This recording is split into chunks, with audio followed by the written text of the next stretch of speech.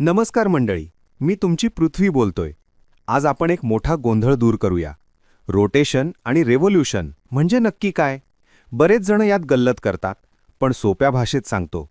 Rotation म्हणजे मी स्वतःभोवती गोल फिरते. जसा एखादा भोवरा स्वतःच्या अक्षावर फिरतो, अगदी तसंच. यामुळेच दिवस आणि रात्र होतात. रेव्होल्यूशन म्हणजे मी सूर्याभोवती एका मोठ्या वर्तुळात चक्कर मारते.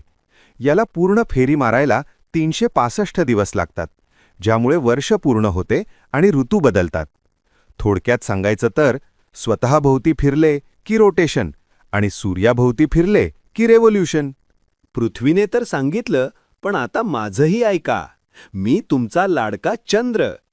मी पृथ्वीभोवती गोल गोल फिरतो, त्याला म्हणतात रेव्होल्यूशन. पण गंमत माहीत आहे का?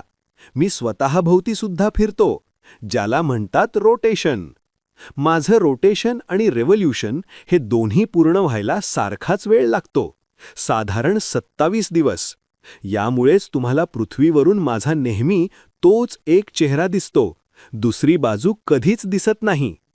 तर लक्षात ठेवा, मी स्वतःभोवती फिरतो ते रोटेशन आणि मी तुमच्या पृथ्वीला जी प्रदक्षिणा घालतो ते रेव्होल्यूशन. अशाच सोप्या पद्धतीने आणि लॉजिकसह इंग्रजी शिकण्यासाठी बिलियन लर्नर्सचा कोर्स आजच जॉईन करा. बापरे, माझ्या 150 चंद्रांना सांभाळता सांभाळता माझं रोटेशन आणि रेव्होल्यूशन विसरलोय मी. बिलियन लर्नर्स सोबत शिका, जेणेकरून तुमच्या ज्ञानाचा असा गोंधळ होणार नाही.